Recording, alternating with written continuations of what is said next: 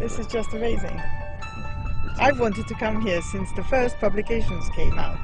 What are the odds of meeting on the same day? None. Exactly. The coincidences for me are astonishing. I mean, last year, the same people, we went to Gilf Kebir and the Wenat. We spent 2 days roaming around Karkoltal and looking at the graffiti and, you know, all the bovids and the cattle and the people moving around with their animals. And it's the same dates as here. These people had what today we would call a calendar.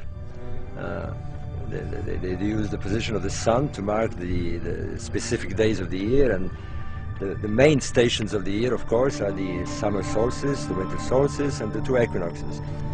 No doubt, they tracked the sun through the year, and therefore they had a calendar. This structure may not appear significant above ground. Looking beneath the surface reveals an enigma.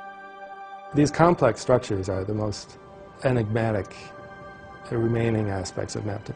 When they excavated the central one, the largest one, underneath the surface, down in the playa sediments, the playa sediments about 10 feet deep, they found this megalithic sculpture. Some people call it the cow stone.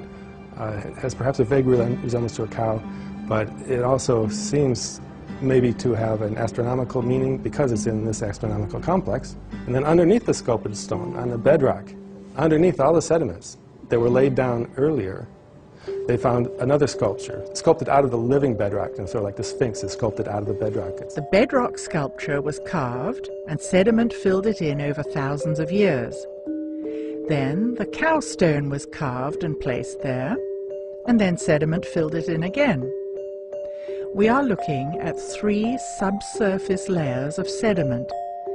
This is a clue to the extreme age of Nabta Playa.